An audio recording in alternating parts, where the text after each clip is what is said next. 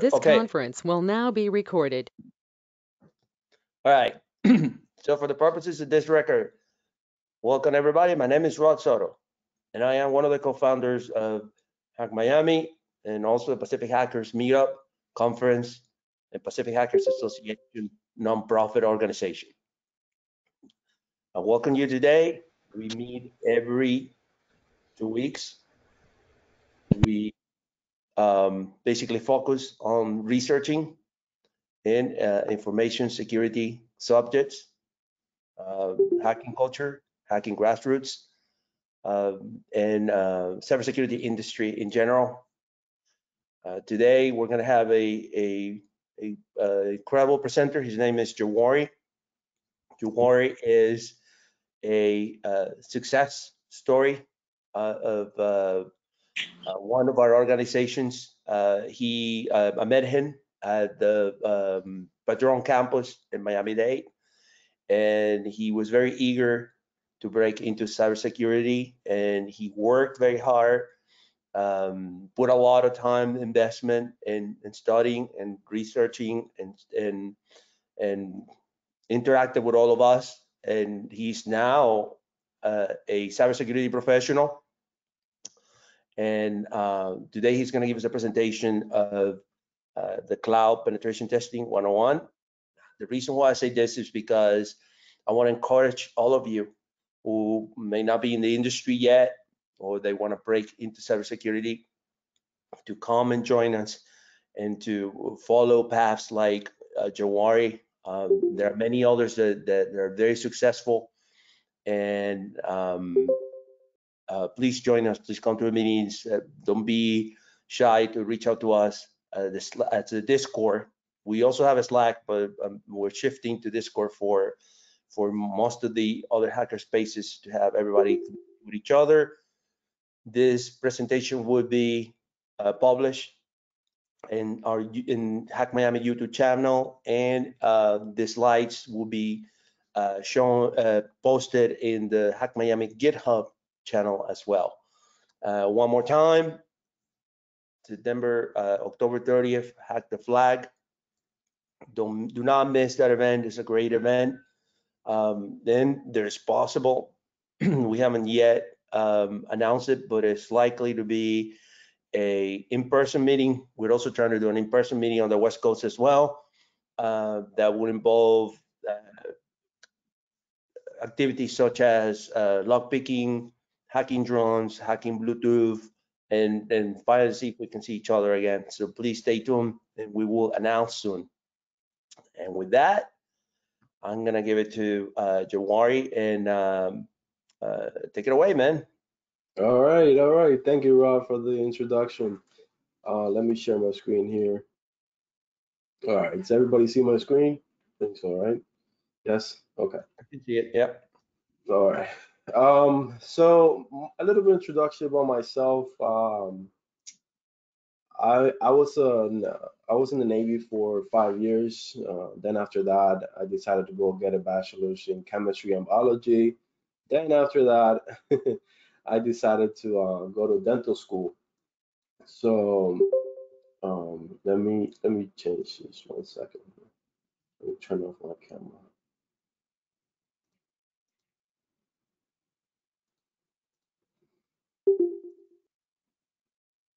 So it's not in the way. How do I turn it off? 1 second. There you go. All right. So it's not in the way in the screen. So a little bit more about myself. So then I was a teacher. That's where I left off. I was a teacher in high school for about 4 years. Since I'm a veteran, I decided to go back to school. I met Rod at Miami Dade College, and then I'm here working towards my career in cybersecurity. So this is something that I don't see it as a job. I see it more as a profession. So I think it's something that is important to see it as, because once you see it as a profession, then it's easier for you to spend all the time studying and doing all of this thing. Okay, so let's start. Introduction to Cloud Pentesting. I am sharing this documentation. This documentation I will share as a form of PDF. I'm using Obsidian here. Obsidian is a great tool not only for to do write-ups, but also as to take notes as a penetration tester, as a cybersecurity analyst, as a SOC, NOC, etc. As any professional in the industry or anything else. So these are the major cloud providers that we have, of course, Google, AWS, Azure, Linode, and DigitalOcean. In this presentation, I'm going to try to demonstrate a phishing attack against Office 365. Okay, and maybe if I can set up AWS, I can try to just simulate copy a bucket through the CLI, where we could see that it may not have enough permissions, that user specifically. So it's one of those, not attack, but it's one of those misconfigurations. Okay, so type of clouds that as a security analyst, as a penetration tester, you need to be aware of is software as a service, platform as a service, and infrastructure as a service. The reason why I say that is because this is what is important, what you manage. So what you manage is what is actually you're gonna be attacking or allowed by the company that that you're going to be pen testing against it. So infrastructure as a service serves the most leeway. Then follow that, it will be platform as a service, because you still manage a little bit, but the majority of it is the provider is managing. And then you have software as a service. You just probably just forging authentication of Office 365, because the majority is going to be managed by the provider, by Google, etc. Google, AWS, any other provider. This is the methodology that I came up with. This is got it from MITRE ATT&CK. Of course, if you look at MITRE, it's really huge. So I came up with this. I put some of the tools below it, so you guys could take a link, click on it. Remediation, I put the CIS, which is a great information that you guys could use. I will show you how it's laid up. One of the downloads that I acquired from the CIS. So basically, the recon area is you want to try and find subdomains. So you want to try to go ahead and find subdomains. Use your best tool here, the one that you want, and then you want to do your scanning. So you want to, if you find, I don't know, login that my domain is pececitoinc.com. So if you find login.pececitoinc.com, then you can try to find the IP address either using mmap or mascan. All right. And then we have the vulnerability. We can use ClassPoint, crawlers, and AWS tool, then the exploitation phases, and then you have post-exploitation and persistence. This is where it actually gets tricky for me. I'm not an expert, and I'm not gonna sit here and tell you that I'm 100% expert in cloud pen testing, but I still need to troubleshoot in this persistence, okay? Because what I've seen from doing cloud is more of a cloud security assessment, and where you do the architecture. You don't pen test the architecture, but you do the measurements of the security that they have. So things to avoid detection is the Tor bridges, and then bypass guard duty to clients. Okay, so DNS recon, what it does, it's right here. It helps find the subdomains, and then you have mass scan, which help finds open ports and those subdomains as well.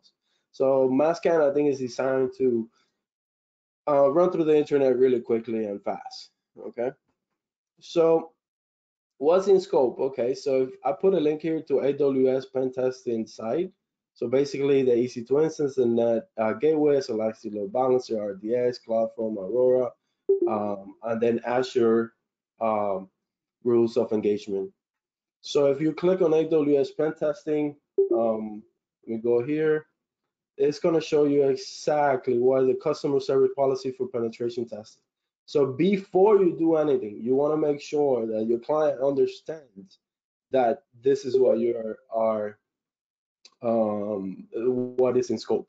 Okay, so what is in scope and what is not in scope is critical, because sometimes you may have a client that tells you, oh no, I wanted you to test this, but then you're like, wait a minute, that was not in scope, so we didn't do that. We need to make sure that everything is written down. A small comparison between AWS and Azure is, for example, is the EC2 instances are Azure virtual machines.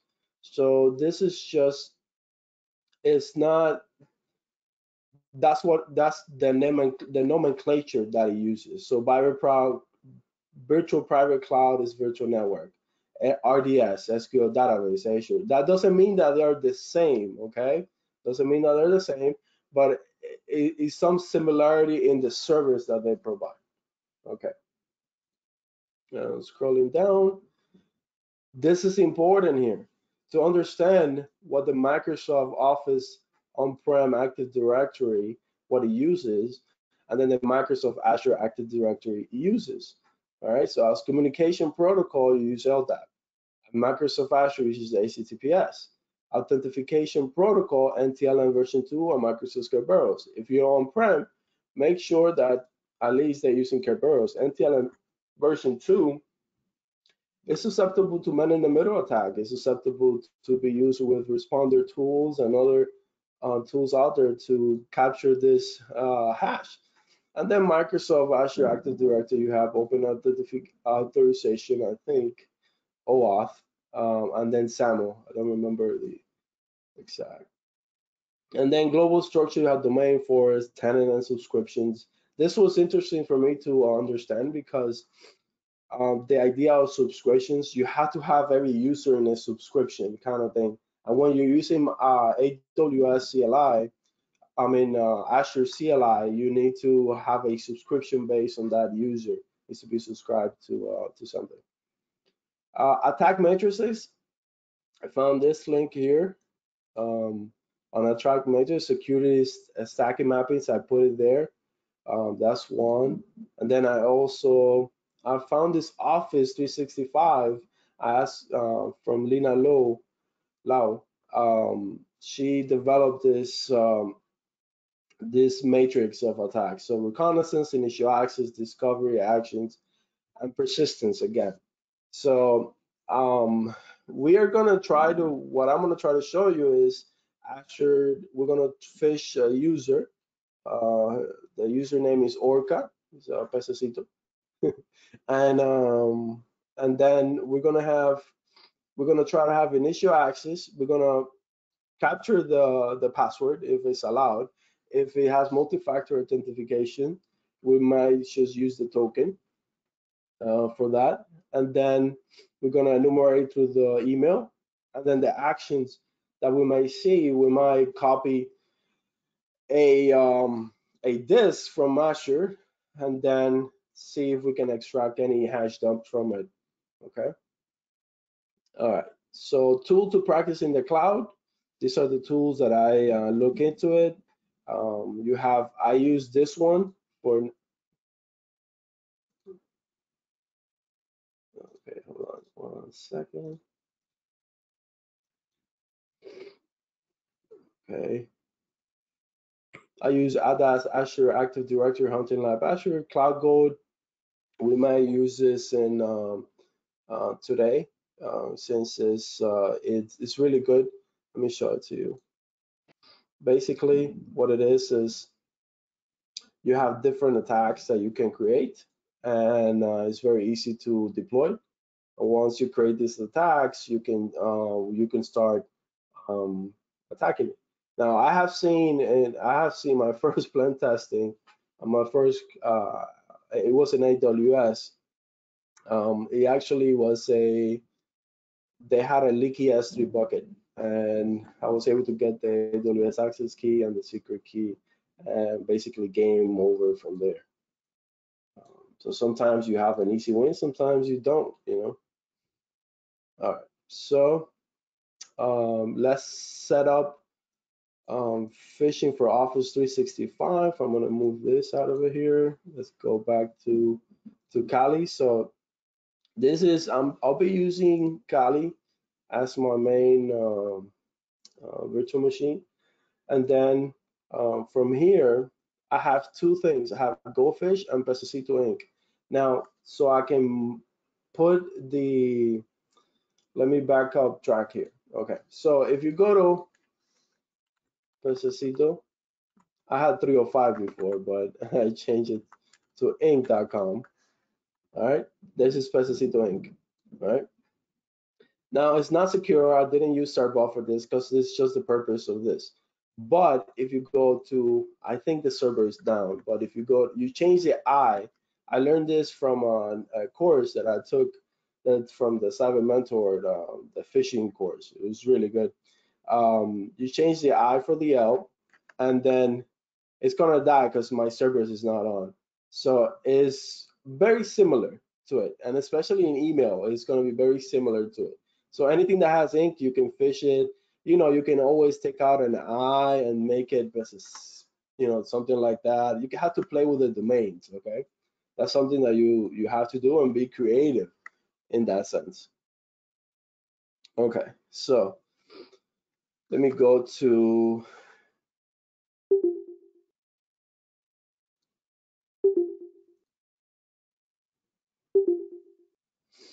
let me see here.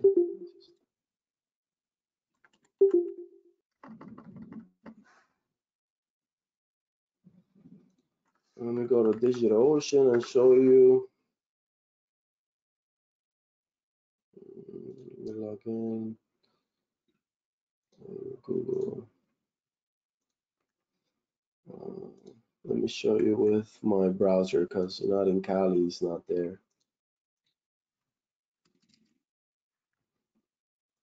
Let me show you here. Okay, so I have Goldfish set up. I have Pececito Inc. And of course, this is the original company, right? This is the company that I'm attacking. Now, in order for you to do this, you're gonna have to have permission, of course. And it's better, it's thundering. And it's better that that the company itself buys the domain, so you don't own,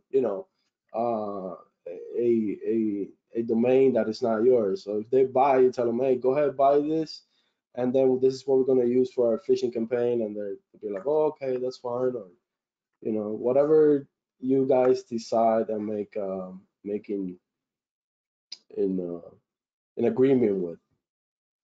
All right, so here, all I did was I copied the IP address. I went back to the to one of the tabs, and then I just rooted. I just log in SSH. Let me just show you that. So it's easy. So file, new tab. Let me just rename this.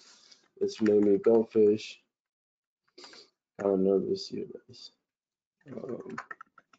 So root SSH root, and make sure that that's the right. This is Goldfish. So copy this.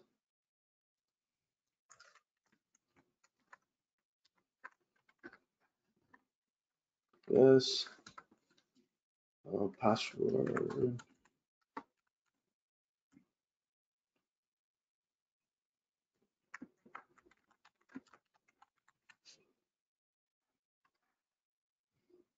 Okay, so I'm in Goldfish. I'll clear this up. So I'll go to top of the screen. No, hold on. I cleared file, new tab. Let's open up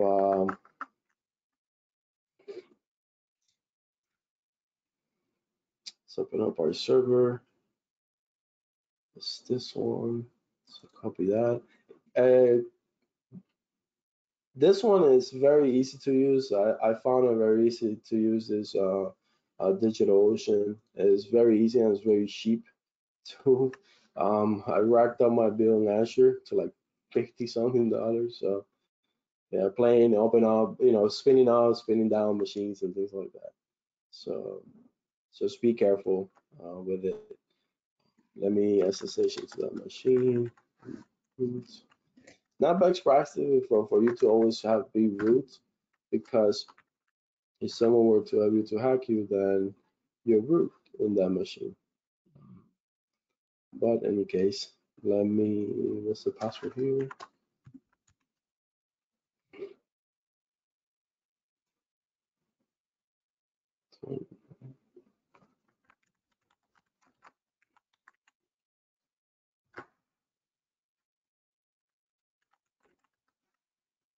Okay, so as we have that.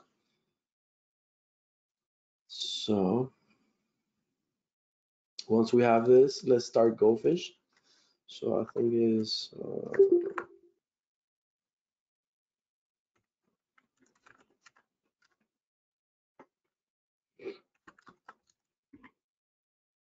let's do sudo Goldfish. Okay. So it will give you, it will tell you the port that you will have to open up. So just copy that. It's basically port 3333. So let's just go back here to localhost.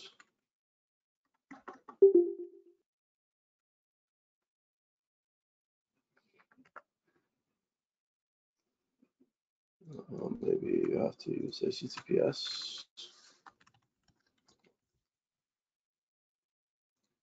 Oh. Why you're not?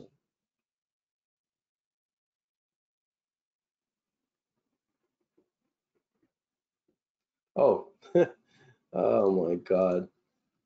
It's not localhost, guys. It's it's a server. It's the Goldfish server.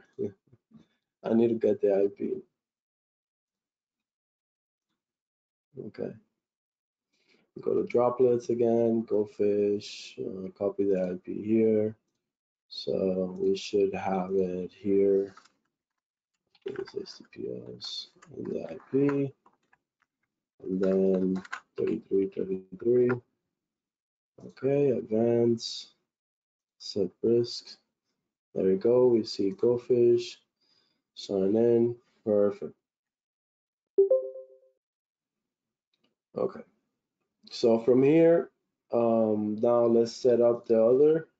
Now we have Goldfish running. Now here, let me see what I have here. Okay, we have Goldfish too, but this one I didn't use it.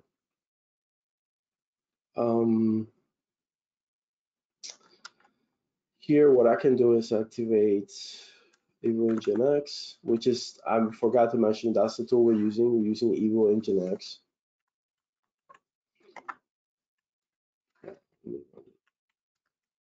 Okay, so we're using this. I already had tested it before, so I was able to get it was an active session still. So if you type sessions, it will tell you this is actually the password. I think this is the same password, but it tells you that this is the date that it was acquired on. Okay, so it's the 24th, which was yesterday when I acquired. This is the remote IP. So let's see if this works right now. It works now, and then we're actually gonna set up because I left it with multi-factor authentication for the purpose, and then I'm gonna set it up with multi-factor authentication. So let's set up the campaign. So campaign, no campaigns are created. You have to create an email template. So basically, you new template right here. Then when you create a new template, this is what's gonna show up. First name, the first name will be Pececito. Your mailbox in your Microsoft Office in Microsoft 365 is full. Please log in here to reduce space. And best, you can put Pececito admin. This is from the admin. So be creative. This is important, how creative you are. So save the template, landing page. Really is not gonna matter. You can leave it blank because we're gonna use the Microsoft, the link provider by Evilgenics. We're going to use it for that. Sending profile. This is where you need to set up. Yeah, you're right. I don't need to sudo. I'm already root. Yeah, it's just a habit that I have. If you notice from my machine here, I have Jamasta Kali, so it's a habit for me to do sudo all the time. But in any case, thank you for that, Jake. Okay, so where was I? Okay, so I created an email. This is where it's gonna be Precesito from, and this is the host IP address, port 25 SMTP. Okay. All right, let me cancel that, and then go to campaigns, go to new campaign, name. Let's name it. We are attacking at Precesito Inc. Okay. So the URL, this is going to be the group. It's going to be Precesito, which I didn't show you. I think this is in the users and groups. So right here, you can create your own groups. And there are two users that I'm be attacking. One is Orca, the other one is Precesito Amarillo. So I'll be attacking those. All right, let me create the campaign.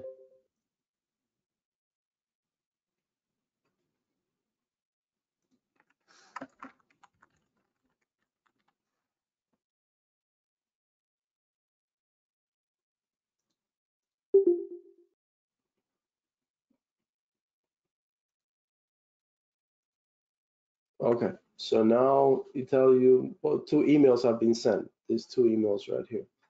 Okay, so let's go. We should send an email to Orca and Pececito Amarillo. Let's log. Let's go to their email. I even bought a Office 365, so that'll be. Let's go to Office. Sign in. Let's go use another account. Let me use my browser here because the Kali is not. Okay.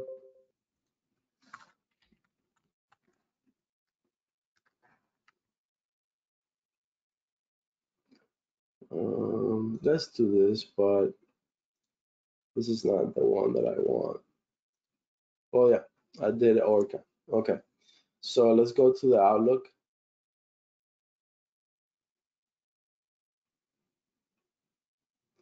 Now, this user hasn't set up multi-factor authentication, but for the purpose now, for one of the purpose, I'm just gonna skip this for now. Okay. Now, I think I sent. Okay, so this is the problem that I was facing.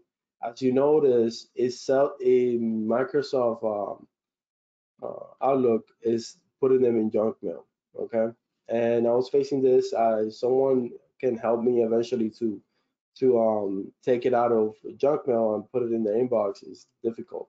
So to set up, maybe I didn't set up the postfix right, and that could be a problem. But eventually, this is the email. Now, I forgot to do something. I didn't put the link. Okay, so let me do it again. It's gonna be quick.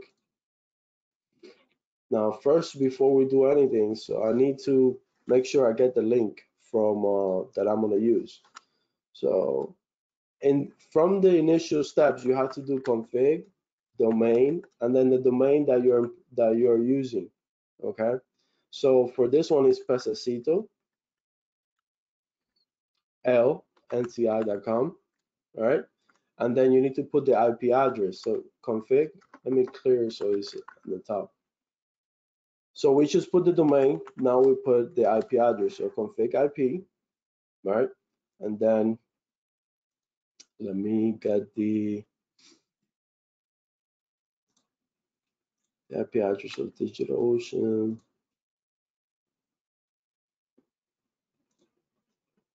Okay.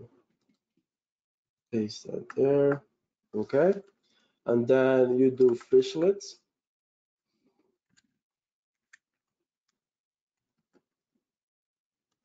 Host name is going to be office, so it's an O365, and then the domain, which is .com. Okay. Oh.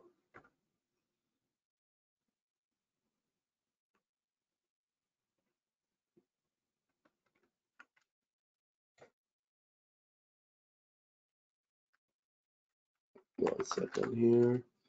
We did config IP, fishlet. I think I just have to enable it because I already have it. Fishlets enable 365. Fishes, you need to set hostname first. Fishes hostname. Okay, good, madam. Fishlet. Oh, it's fishlet. I might have put fishlets. Hostname. 365.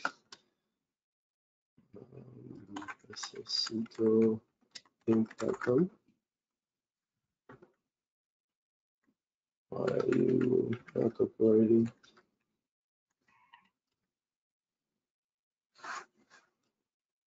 Oh.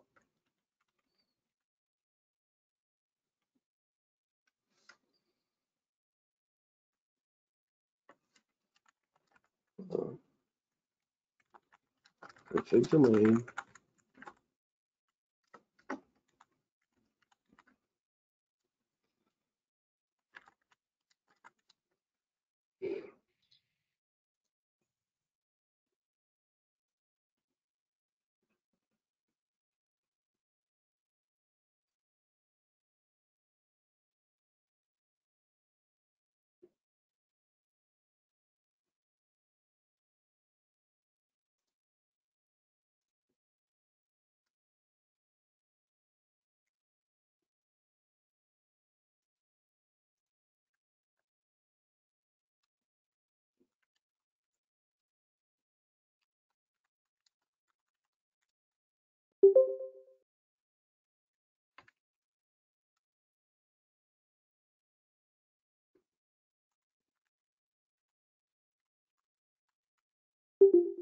Okay. Now you have to enable it. Like it says it's disabled here, so you have to enable it.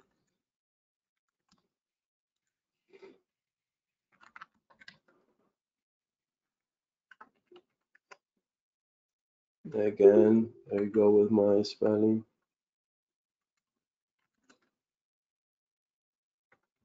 Sorry, guys. There you go. So it's gonna look for login. So basically what happens here is that it successfully set up SEL's TLS certificate.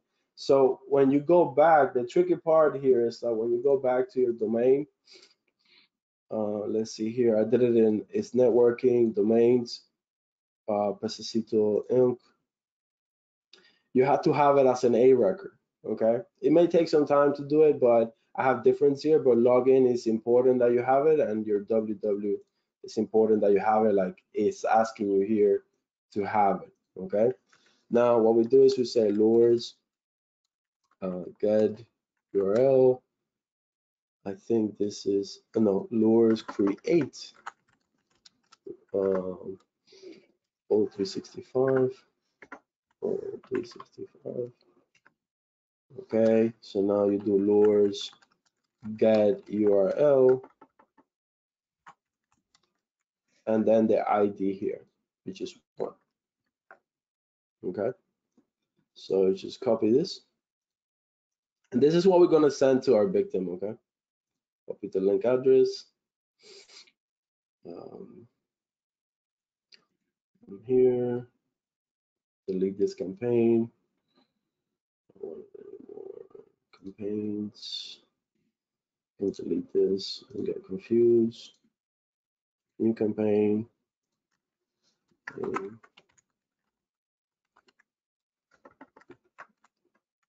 It can get confusing. Okay. Sorry, I actually have to do the email template. We have to change that. So, how are they going to get the link?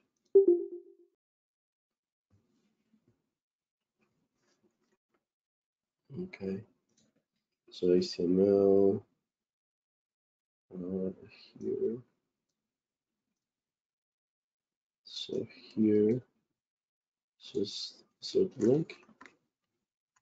All right, changes the protocol. Okay. And this is the display text. Just click OK. You save template. You go back to campaigns. You add a new campaign. You name your campaign.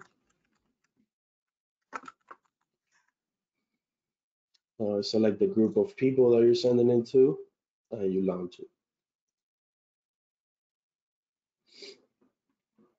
Okay, so now we go back to our email inbox. We go here, back to our email inbox, and you see that it has another email with the link here.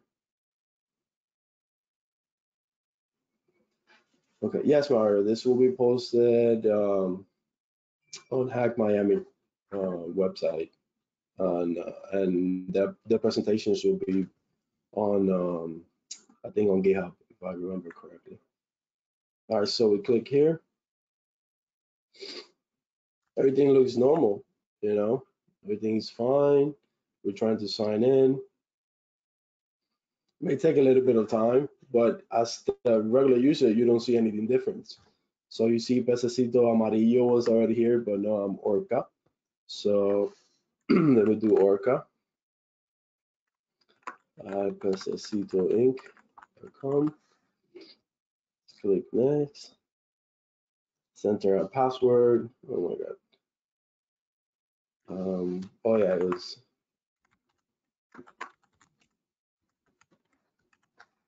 Okay, sign in. Okay, this is the tricky part. For now, I'm gonna skip it. Many people may skip it, many people don't. But I'm gonna show you both. Let's set up multi-factor after this. So let's skip that. And nothing. Everything here is normal. So what did Evilgenics do for us? Well, if you look here, this is the password that I type, and that's the username. Okay.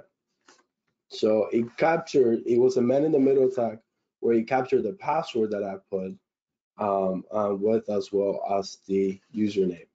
Okay. So now we can say sessions, and you can see it will be a new session, right? So this is the new session that started here. Okay. We can do this with Facebook. We can do this with different phish lists that I think is phish. There are many phishlets here. You can even create your own phishlet as well. Okay, so that's the first part. The first part is to phish it. Now let me see if I can enable authentication real quick.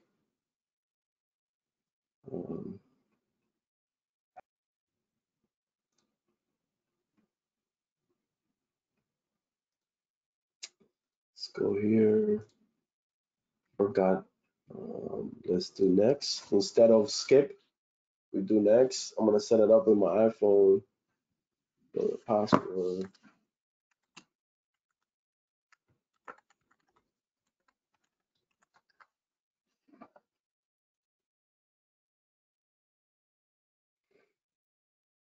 Okay, set this up. Set it up. Okay, let me do this.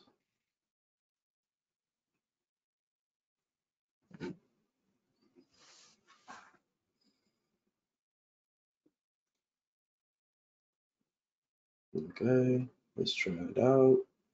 Approve. Okay, should work.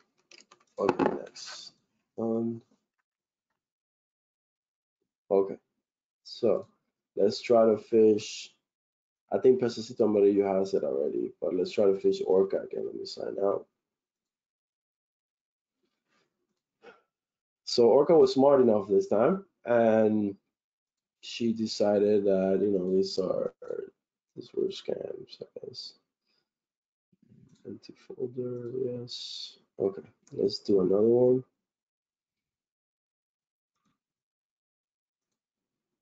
Let's see. I don't know why it's not.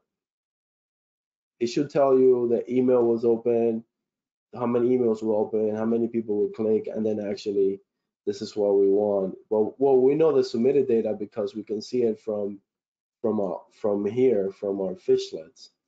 You know, we can see that they submitted the data, but just for record purposes, I need to fix that. Okay, let me go back to campaign. Let me delete this campaign. Campaign, delete it.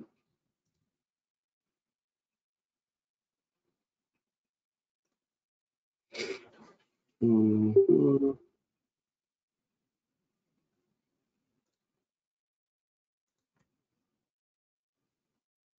I'm gonna use the same link. Same link should work.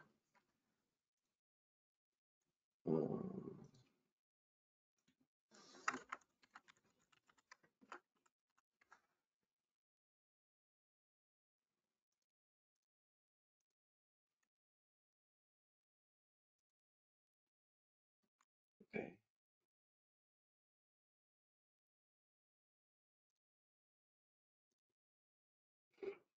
Who's this? Is it Orca? Sign out.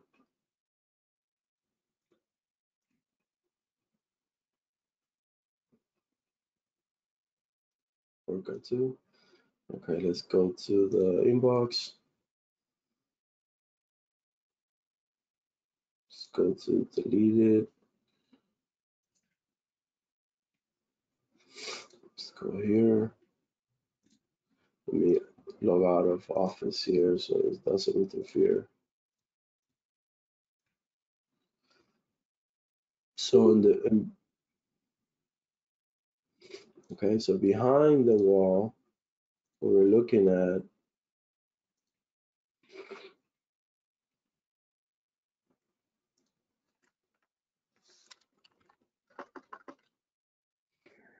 I had to create a new link actually.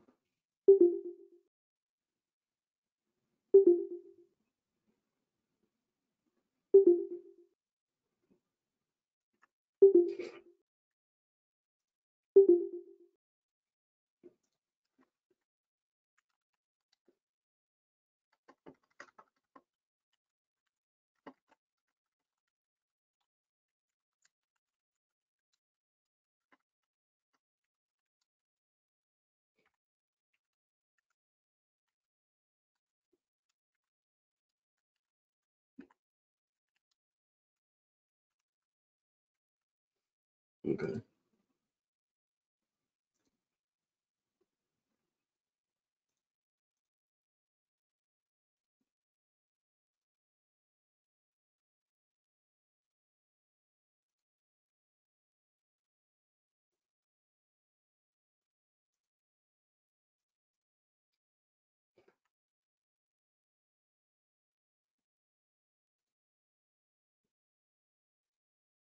Go to email templates and just change the link.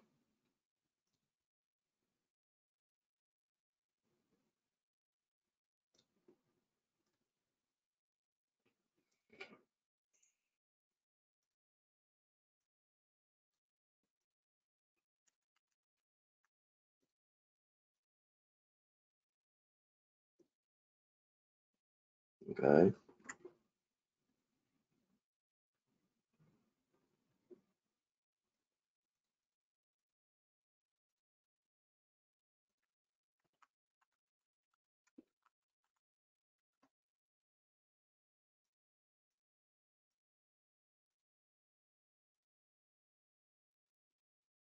Okay. Go back to Office. Okay. Let's see here.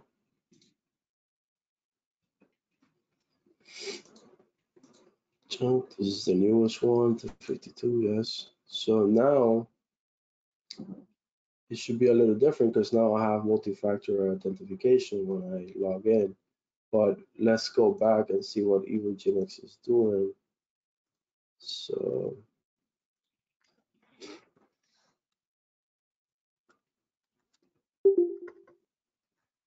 see here.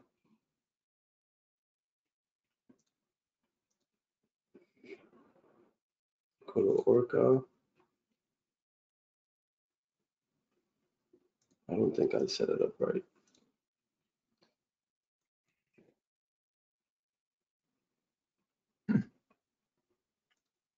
You have to log out of your session to force it to refresh.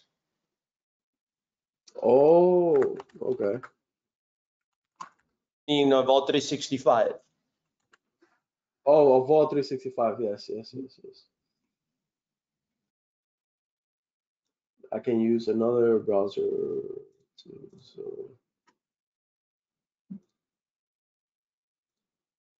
let me do this.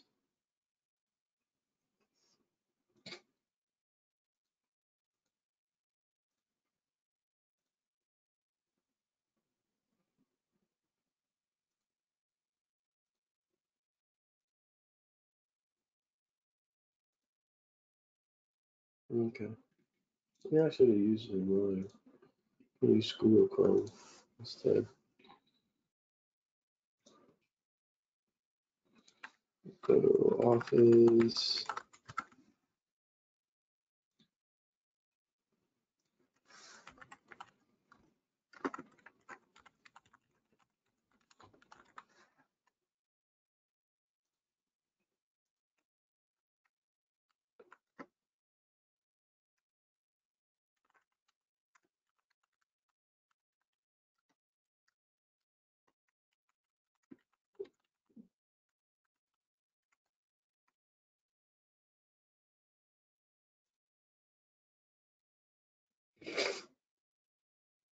Okay.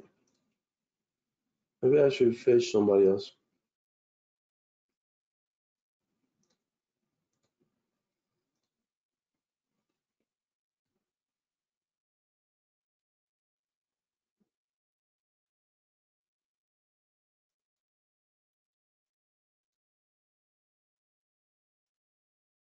Oh,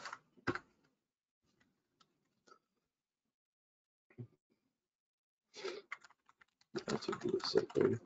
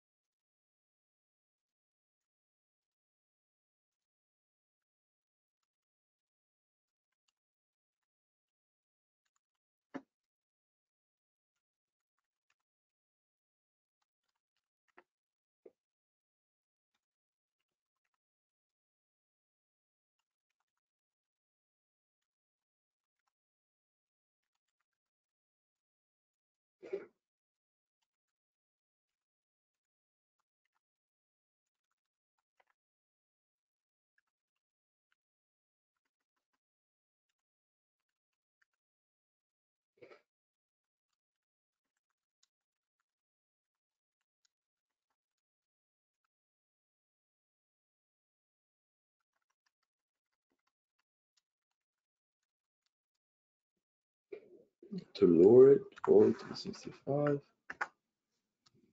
Okay.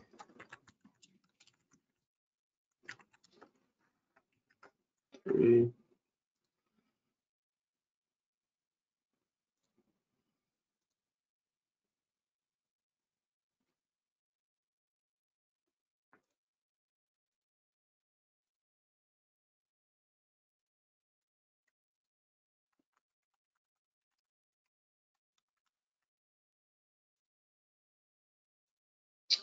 Forget to change the template.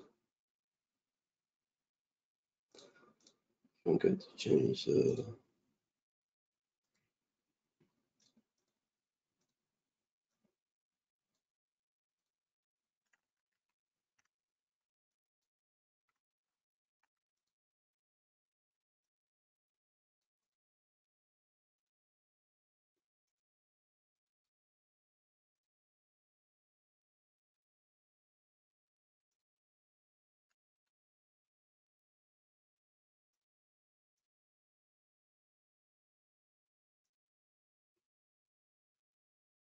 Okay.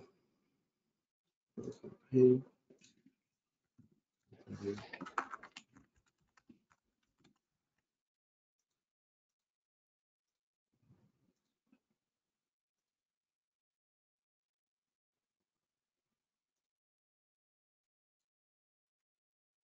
we just got this email. Click here. Takes us to sign in.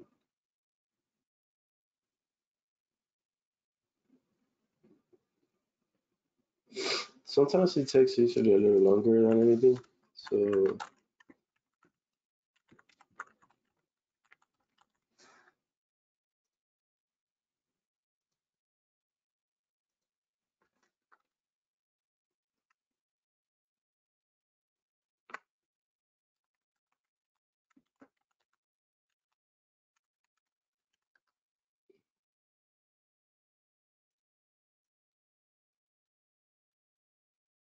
let's see what happens in, oh no, it captured the password.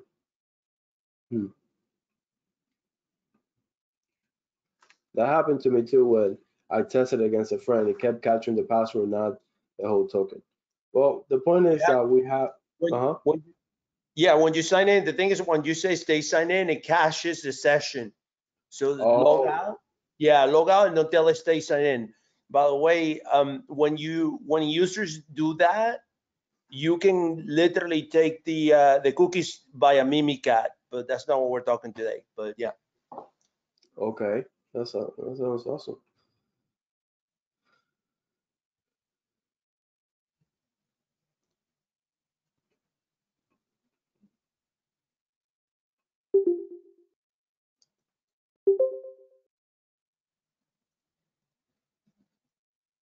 Why didn't I just go ahead and Everywhere. clear this everywhere? That's it. I clear cookies, browsing history, everything. Okay.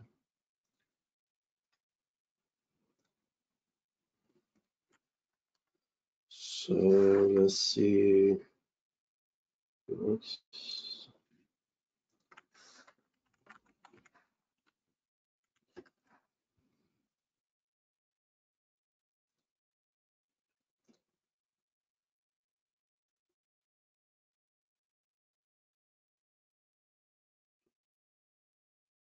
You know what?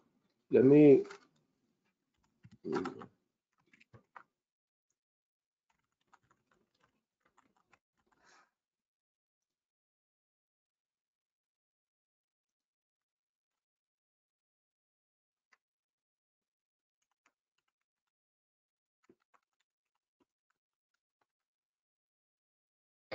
No. Oh, yeah, I know. I had to put no. Yeah, no. Yeah. Yeah. Let me clear the. Maybe if I clear the settings again.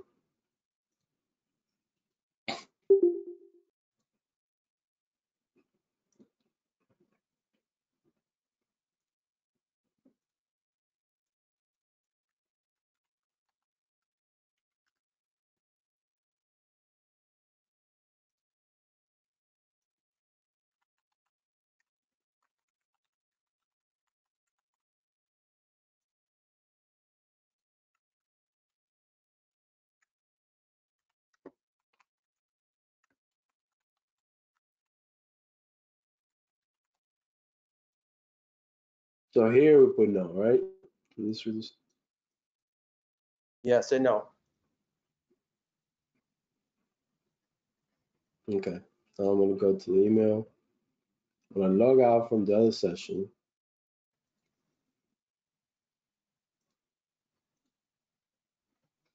Just to make sure, I'm gonna copy the link address. All right. I'm gonna go ahead. I'm gonna log out from here.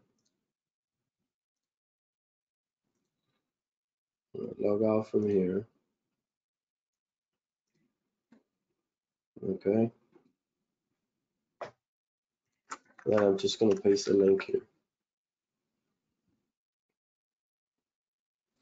let's see what Evilgenics is doing.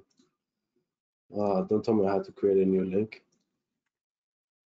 No.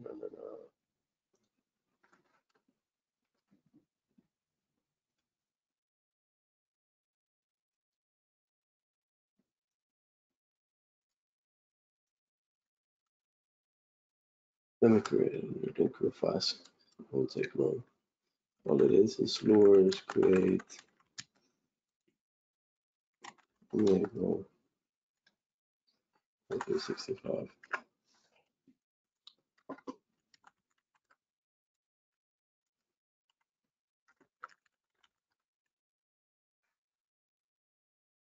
Oh no, it collected it, but this one was the last session, not the one that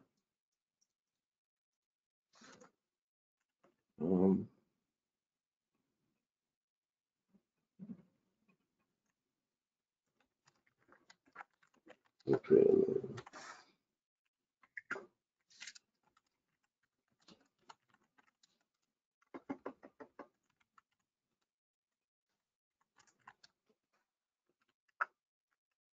Right, there you go. Yeah.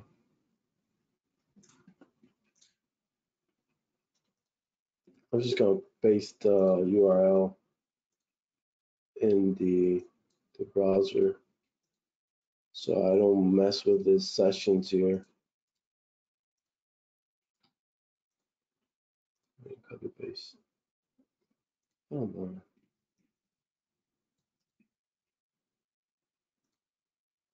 It's hard to do a live one through this and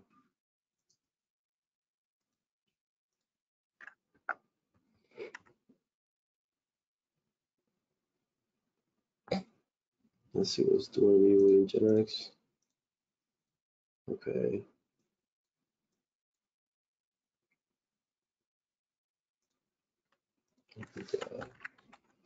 Okay.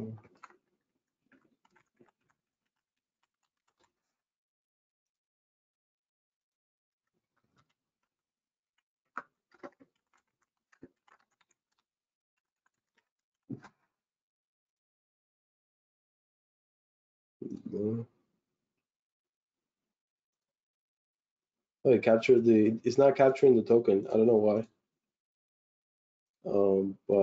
But you got the password from it. Yeah, I think it's the back end that the Office 365 is not effective yet for the account for the double authentication. That's why it's not catching it. Okay. You'll have to be okay. No problem. No problem. All right. So imagine that we already captured the password, and from here we can do many things. If for example, if we can go through their emails, right? And that's one of the things that we would do. So you should go through the emails here. Let's say that we log in as the person. Okay, so it's not. Oh, they already have the password. So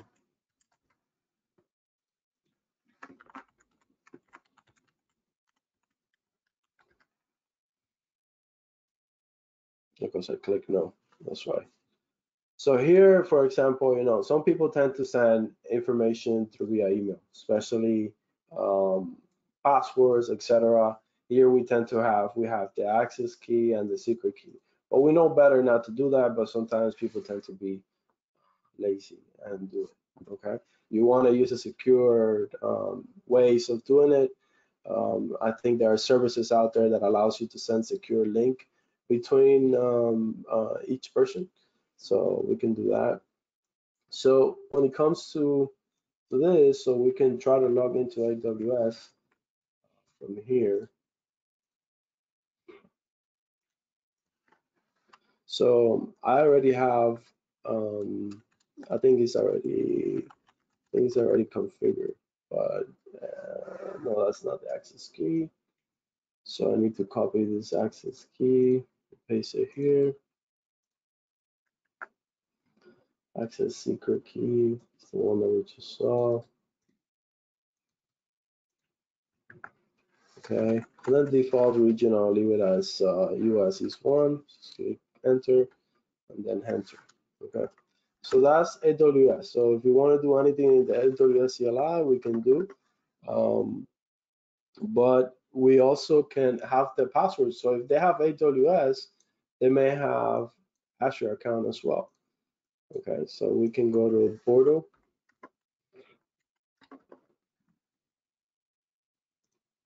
To log in Azure, what we do is we say AC login.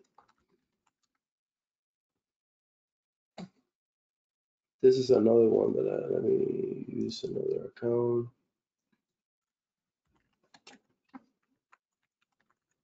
I think Orca is sign up in Azure, but I'm not sure if I set it up right. If I set it up.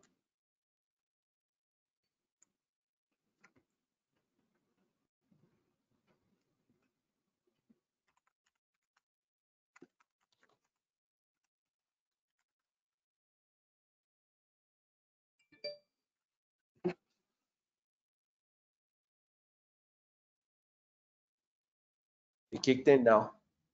Yeah. Like, no subscriptions. Okay. I know what it is. Because when I set it up originally, I was supposed to send me an email from the admin. So what I was trying to do is I was trying to, let me see here.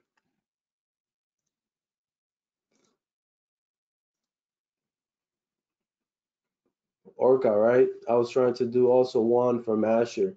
So from admin, telling them to rechange their password. And at the time, my scenario was to get that password and get it, but it was a different email. So they were using a different email for that. So for Azure, they were using jprieto005gmail.onmicrosoft.com. So that was the reason why it's the same.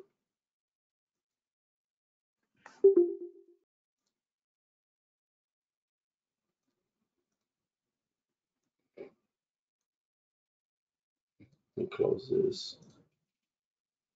Okay. So let me do it again.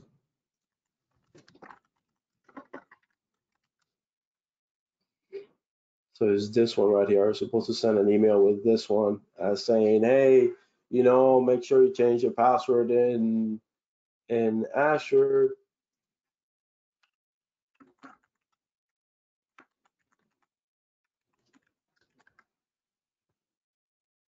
Okay, I'm not gonna set it up now, guys. So it should, okay, so we're in.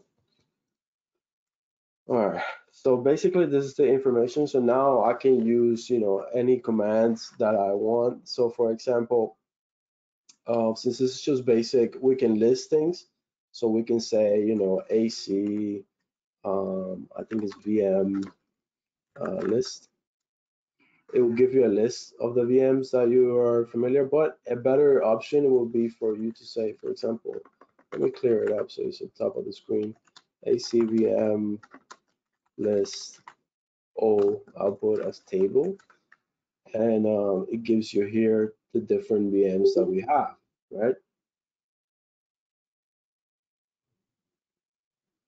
I could go incognito mode, yeah, that's true.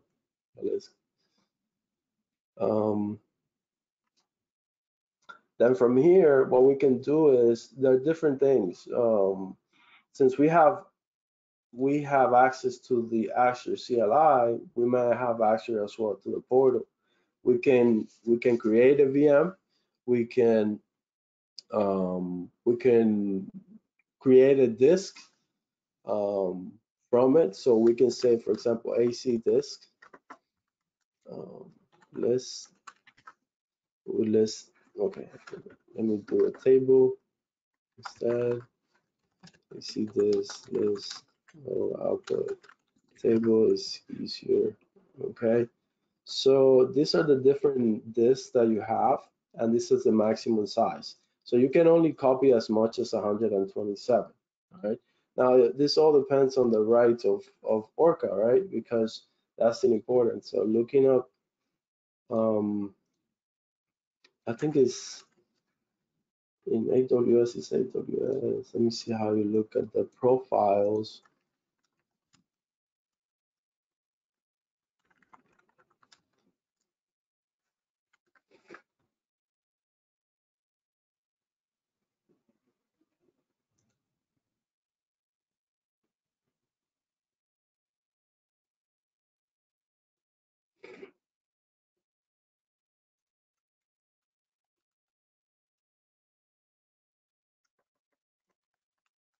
A big group.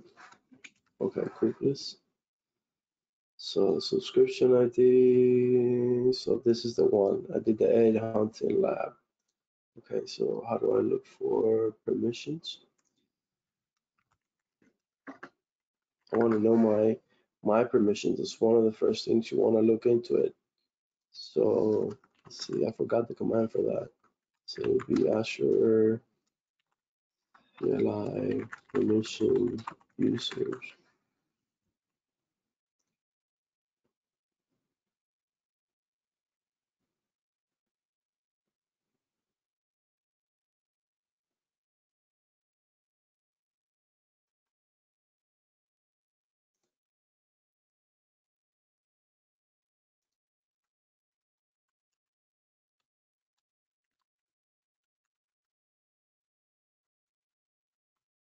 Let's see here. Okay, so this is not, we will have to convert this into, put it into a text file, and then from there, use grep or awk to do it. But basically, I can see that there are different members here: Jawary, Orca, Jamasta, and Dolphin. But this is not helpful. But let's see if we can. We saw those disks. Okay, so since we saw those disks, we can go ahead and see if we can create a VM from those disks. So AC disk, there's a table. So this one seems, let me see, workstation. What is a workstation? So most likely, let's just do this one right here. So VAC.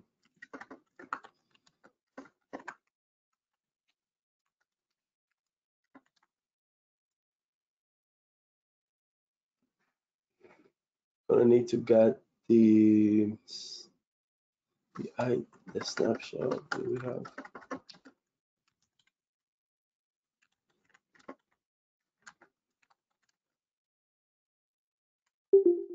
Name of the disk. Let's just do this one.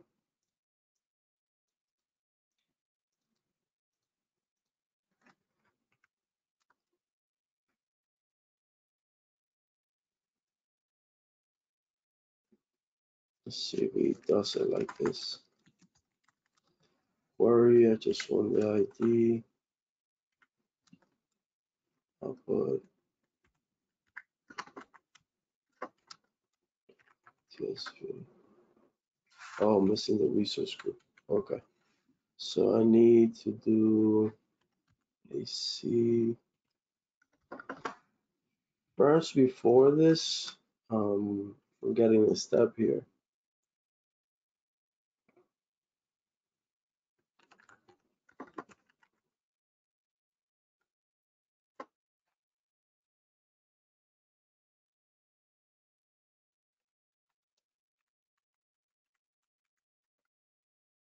There's Azure Explorer. Then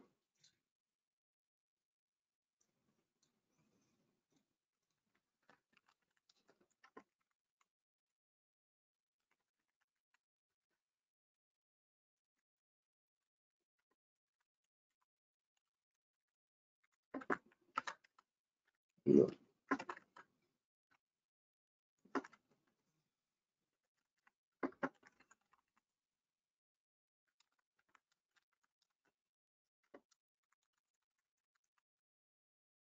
no.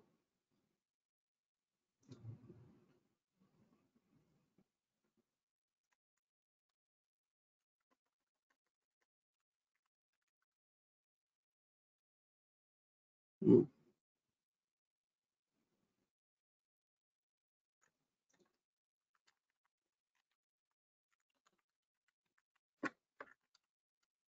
Uh, to create. Well, the thing is, we have to create a snapshot, and the way that I wanted to do it is use Azure Storage Explorer, because once we create the snapshot, then we can use that to to use the disk and the snapshot, and then create a VM. Okay, that was my plan. But let me swear that I installed it.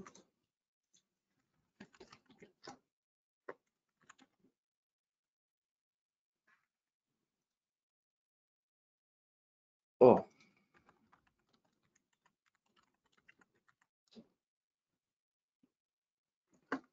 you know what it is?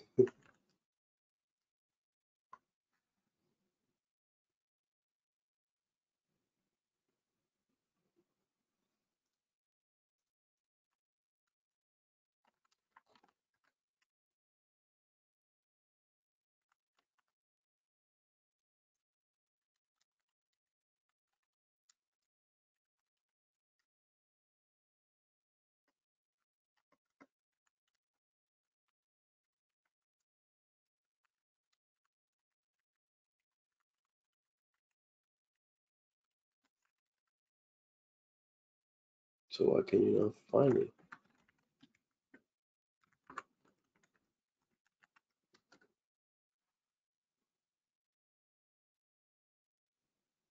Oh, okay.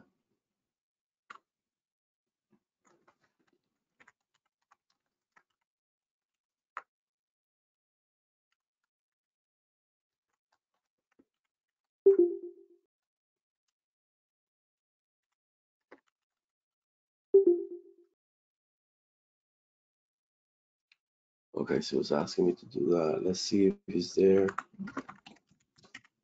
There you go. What?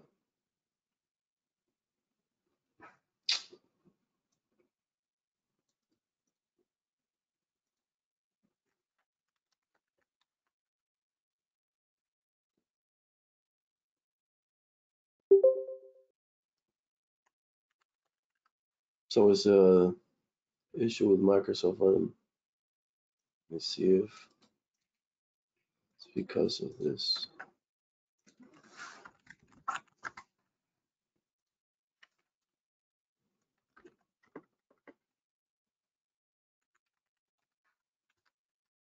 No.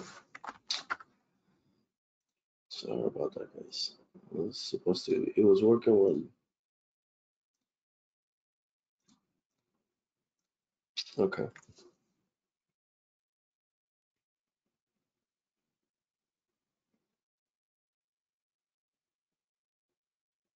That's all right. You can move on to the next step. Okay. Yeah, because the thing is, I needed my whole thing was that I wanted to. The whole method behind the madness, it was for me to create a snapshot using Azure Explorer, and then from there, I was going to create a disk, and then with that disk, you create a VM, you know, and Okay. then SSH into it, and from there we could use like Mimikatz or something to dump the hashes. Right. That's the methodology that I wanted to use, but it's not. So But maybe. the disk you were going to take, so basically what the methodology is, find a disk from somebody else, Yes. create the VM, log in the VM, dump the hashes, and now move laterally.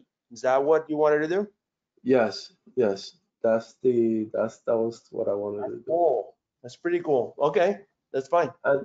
And then there's also ways in where you can actually, let's see, VM, you can run commands. So you can do run command, um, invoke, command ID. This is something that I learned is pretty cool. You have to try it So we're gonna run PowerShell script. The name, just give it a name. Let's do Necesito. Then I need a group. I need a group, resources group. You're gonna need a group here. And then once you find the group, let's see if I can find the group resources that I have here. AC.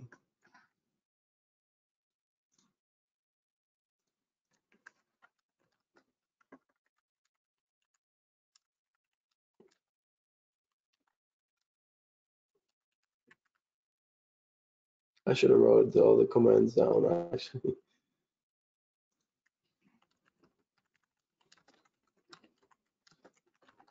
This might work. Okay. So we have that. So AC VM run command invoke command ID run PowerShell script name group. This one.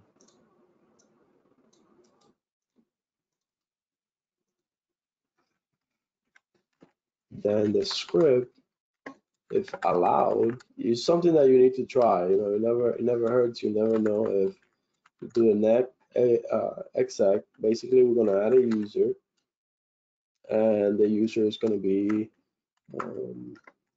Jamasta, and then the password Jamasta 123 exclamation, and then add.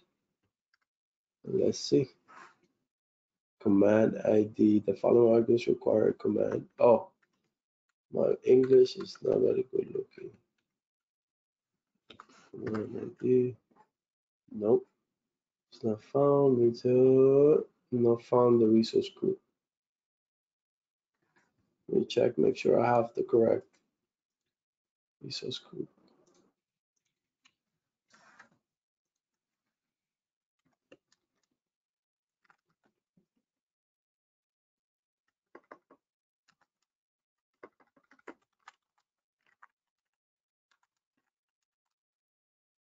I think we can wrap, after this, we can wrap it up because so if people have some questions or something, so I know it's getting a little late. And I Yeah, took that's most fine. of the time.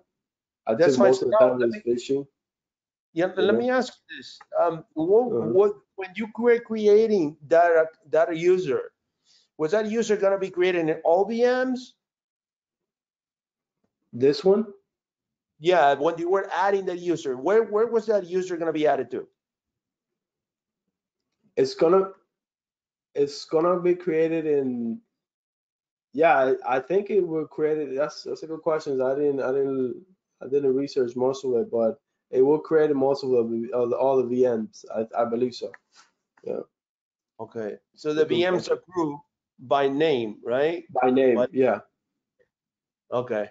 Oh wow, that's dangerous. Okay. Yeah. I just We I can. just don't. Yeah. Yeah, we can. If anybody has questions, we'll take questions now. Yeah, let's if you have questions, that's better. It makes me think to my process of what I did and what I was doing because I'm missing certain things because it's hard to do a live. Demos are always difficult. Yeah. They're always difficult. Life Yeah. is the most hard. It's the hardest part. It's all right. You did pretty good. Thanks, man. So yeah, if anybody have a question, specifically how to set up the phishing environment, I think I covered. I took a long time doing that. And then what I'm gonna do is I set up all these commands nicely and neat. I would share with you guys. I'll put it in. These are all the reference to that I selected all the information from, and this is what I was trying to do. You see, I even created a list here of what all my steps that I needed to do because I know it's a live event. So what you want to do is you want to create Azure Storage Explorer, which it was a pain getting it to work, but I don't know why it wasn't working. And maybe I should have used both VMs. Yeah. Okay. Even though that I did this, I exported to the path. You have to install Snap. Then after that, you have to system. Oh, maybe that's why.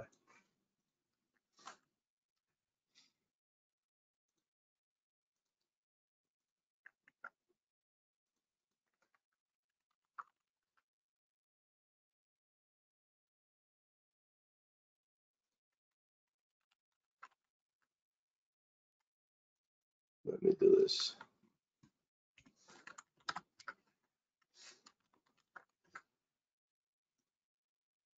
I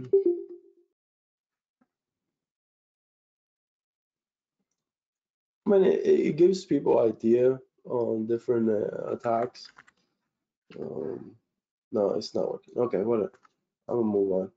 So this is the internal recon. I was planning to also use Bloodhound, the Azure Hound, but it's too much. I put too much into this. But basically, this was the idea. The use of Storage Explorer, and you create a variable snap ID, this is the snap ID. You don't need to. You can not create the variable and just create this command right here.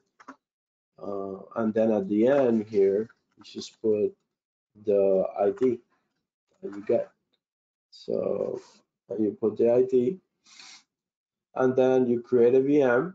You name the disk that you're gonna hack. So this hack, you attach it, the admin user, and then we just use secret dump to find any of the hashes that we have inside there. Usually, if it's a bigger disk, if it's a domain controller or something like that, or a workstation that you think you might have certain information, etc.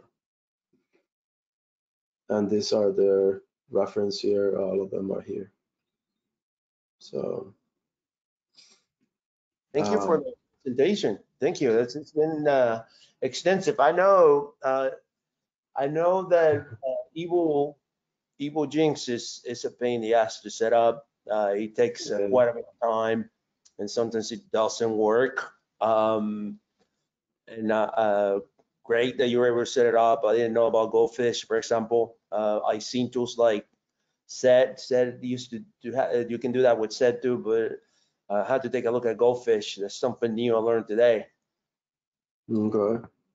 Yeah, it's actually really good. We use it, and and I don't know why it was not giving me back, because it usually tells you that how many emails are open and how many are clicked it, and you can record it and show it to the client eventually. Hey, this is what happened, and you can always take a snapshot of the sessions in Evilgenics. So if anybody has a question on how I set this up or something, just tell me, and I try to do my best. I have a question that has more to do with like pen testing in general. So in your work, do you also in your contracts have to specify what kind of tooling you'll use? And that is, I'm thinking about, for example, if a company has like a policy against using certain open source software or certain licenses. I guess I'm wondering if that's a restriction that you have to keep in mind when you go into engagements. That's a good question. Go ahead, Rod. No, I wasn't gonna say anything. Go ahead. Oh, okay. No, I was gonna say that. Yeah, I mean, you wanna make sure that everything is known by the client, and the client states there. Okay, if you don't want me to use Evilgenics, then state, because then I won't use it. But open sources of what I've seen, everything is on the table, because a real attacker is not gonna discriminate between Cobalt Strike and Metasploit. If it's gonna use a Metasploit it would use it. If it's gonna use CoboStrike, it was gonna use CoboStrike. If it's gonna use just a brand new POC for a specific CVE, that it's gonna use it. So I don't know. Maybe there is a begin with big corporations, but so far I haven't seen it that it tells me no, you cannot use this tool. Okay, so follow-up question is basically there's so many tools out there, right, that you can use, and you just showed a litany of them for cloud penetration testing, and even within the Azure space. How do you cull down, like basically, how do you select the ones that you think are relevant for a test as a beginner? As a beginner, I mean, okay, so the whole madness is that you first have a scanning tool, right? And you tend to guide yourself sometimes by that. At least as a junior penetration tester that I am, so I guide myself of that. But when you're doing the cloud, usually the client will tell you, okay, here is a username and password, user access or AWS secret key or access key, and you only have read-only access. Okay, and then basically you try either you try to phish them like we should try to do, or basically you go from the inside and see their security posture, But that's what I've been doing so far. I see that you said if nobody else has questions, oh my God, please like stop me because I just like never stop asking questions. Okay. Go ahead, Amy.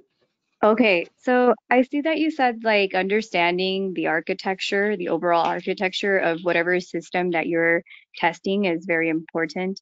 Um, I mean, do you have any tips for doing that? I know that you are going to provide obviously the documentation that you showed on screen with the PDF and everything, but yeah, even for me, like from an AppSec perspective, like as a beginner in AppSec in general, like I have to do the same sorts of things like with threat modeling. So like what are some of your tips? Okay, well, a big tip that I found from an employer, from a coworker was he uses the CIS benchmark. Have you heard about them? Yeah. Yeah, so I mean, to mitigate risk, I guess they use a lot of the CIS benchmark, but okay, so in my career as a young penetration tester, I'm learning about the tools, right? So I think myself as a carpenter. Why do I say that? Because carpenters use tools, right? But then when they go through age, right? You go through a process of time that everybody goes through, and this process eventually you start learning how on the whys of the tools, and that's where I'm at right now.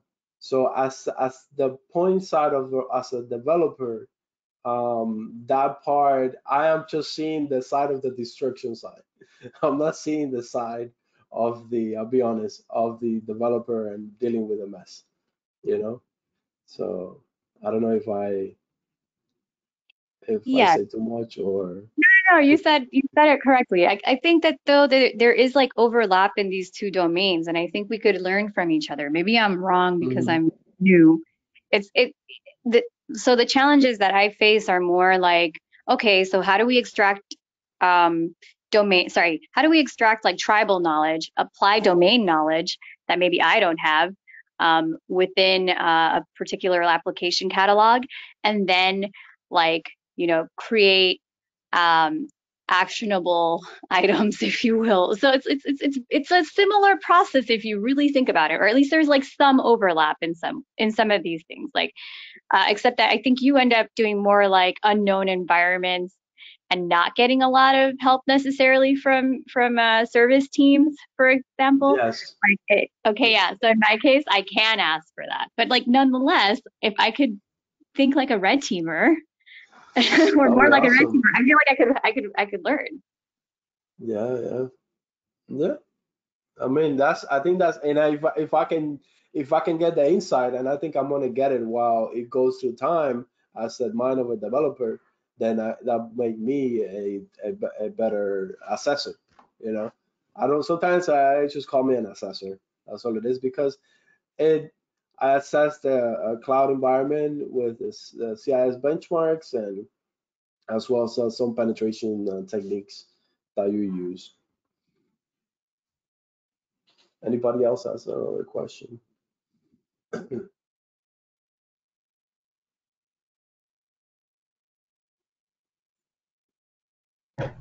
No, no questions for me. I was in and out, and I got in kind of late, so I was playing catch up. That's why I asked about the video, so I can start from the beginning, so I can fill in those gaps.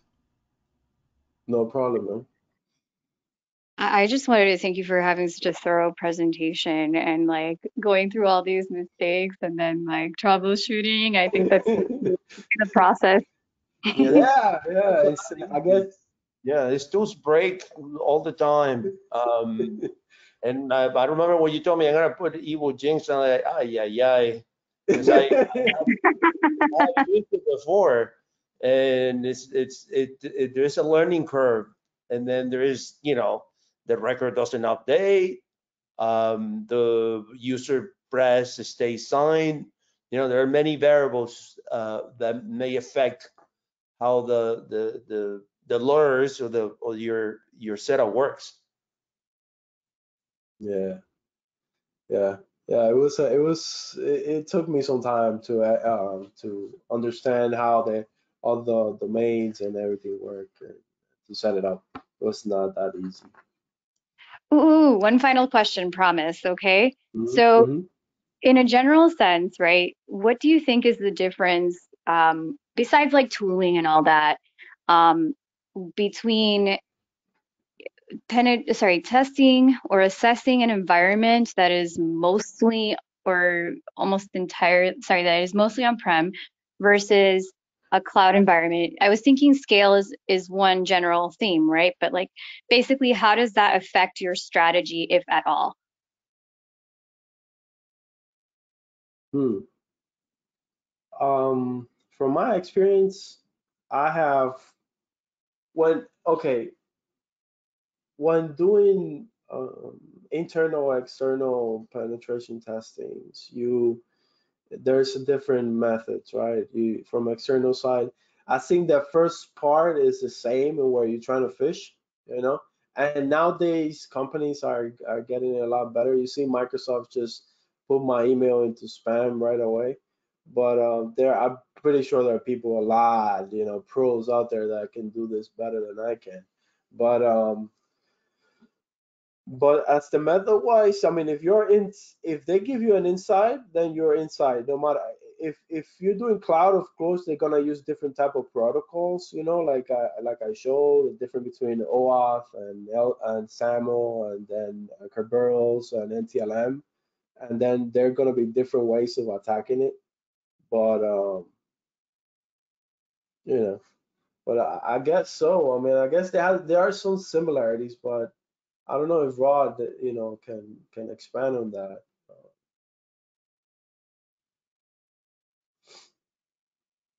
It depends on what you're trying to assess, that's why I like the way you started it.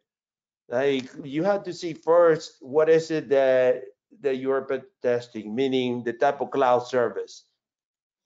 And then from there are different strategies. So it's not like one single thing. And this is the point also of this presentation. The pen testing the cloud is not the same thing as going into a perimeter and start scanning, for example. It's completely different. You don't gain anything by I guess owning a box if there's no data from the company in that box. You're just owning some real estate from the provider, and that doesn't provide much value to the customer. But if you are able to dump a database, for example, or you're able to get some data from some storage server, then that is different.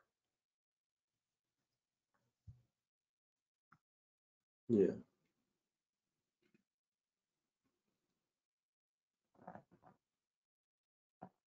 Anybody else? I mean, I got that grep when I started back, and when we started back with SEO, Amy was like, "Hey, do that grep history. Yeah, I was like, you're like, oh, I didn't record my commands, and I was like, well, but you did. Yeah. Well, thank you very much. Thank- Jay, this was pretty good, and we had a huge crowd until the end, and I hope all of you guys learned. We're gonna be publishing this on YouTube, and we're gonna be publishing the slides. There is, just so you guys know, there is an actual channel in Discord where these PDFs are posted, and Jawary is in Discord, so you can ask him directly. And I hope many of you, some of you that are studying, understand now the dynamics of our presentations. And this is great. Hope to see you soon, and keep in touch.